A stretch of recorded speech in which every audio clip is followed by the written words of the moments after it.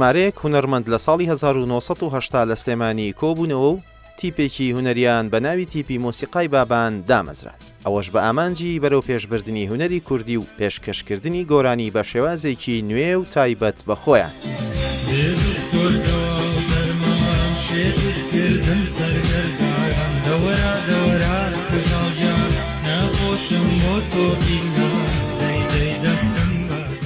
هەر لە سەرەتاوە تیپەکە خاوەنی ڕێچکەی خۆی بووە و هەر ئەوە شوا دەکات ببێتە جێگەی سەرنجی زۆرێک لەو گەنجانەی کە ئەو کات ویستی کاری هونەریان هەبووە و هەوڵی کۆبوونەوە و کاری هونەری لەگەڵ تیپەکەدا بدەن. ژمارەیەک هونەرمەندی مۆسیقی و گۆرانی بێش لە تیپەکەدا ئەستێرەیان درەوشایەوە و دواتر بوونە خاوەنی شێوازی تایبەت بەخۆیان.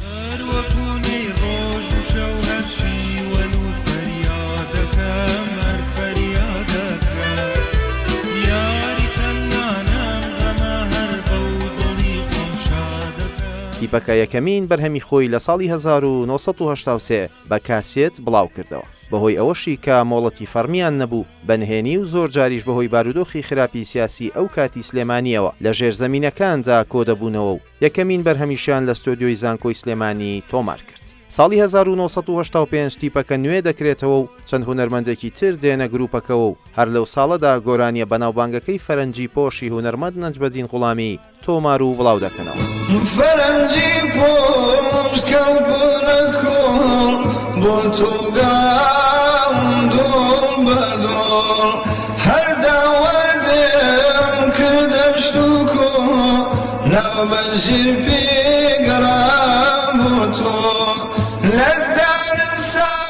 نەریمان بابان کە سەرۆکی ئەو تیپە هونەریە بووە لەبارەی هۆکاری دامەزراندنی تیپەکەیانەوە دەڵێت گروپێک نەبوون تەنیا حەزیان بەکار بێت و لە پێناو ئەو حەزەشدا دروست نەبوون بەڵکو دەیانزانی بۆچی پێویستە هەبن و دامەزراندنی ئەو تیپەش چ زەرورەتێکی لە پشت بووە. دەژڵێت ویستویانە بتوانن ئەو بۆشایی کە ئەو کاتە هەبووە پڕی بکەنەوە لەو بوارەی کاریان تێدا کردووە.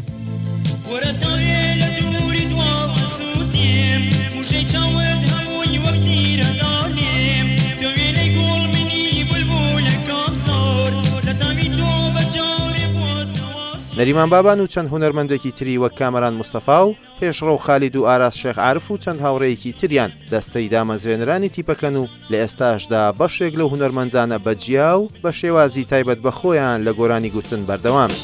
دەسارێغم بدان خەڵقە لەگەڵ خۆماکەمێ بدێم وەکو فرمێسکی چاوی خەم بەسەر دڵماکەمێ بڕژێ. بە درێژایی 14 ساڵ تەمەنی خۆی تیپی مۆسیقای بابان توانی 7 بەرهەمی هونەری بڵاو بکاتەوە و بەهۆی ئەو بارودۆخە خراپە سیاسی و کۆمەڵایەتی هونەریەی کە لە ناوەڕاستی نەوەتەکانی سەدەی ڕابردوودا هەرێمی کوردستانی گرتەوە ئەندامانی تیپەکە پەرتەوازە بوون و زۆرێکیان ڕویان لە وڵاتانی دەرەوە کردو. ئیدی ساڵی 1994 دەبێتە دوا ساڵی بەرهەمیام تیپە و کۆتایی بەکارەکانی دێت.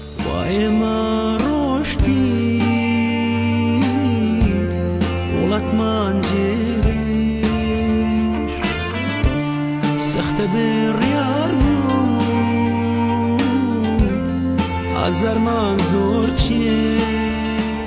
بەرهەمەکانی ئەم تیپە ئەگەرچی لە ڕووی ژمارەوە زۆر نین بەڵام جێگایەکی گەورەیان لای گوێگرانی ئەو کاتی مۆسیقا و گۆرانی کوردی هەیە و تا ئێستاش گوێ بۆ گۆرانیەکانیان دەگیرێت. ئاواز و گۆرانیەکانیان هێشتا لای بەشێکی زۆر لە خەڵک گوێی بۆ دەگیرێت و بە ئەرشیفێکی جوانی هونەری کوردی بەگشتی و سلێمانی بە تایبەتی ناو دەبرێت. ئازاری وەگمن بەرامبەر گڕیۆ عەشق بەرگەناگرێ سوگێنێ ئازاری دووری و خەمەکان یەخەدەگرێت بەناو خودێنێ.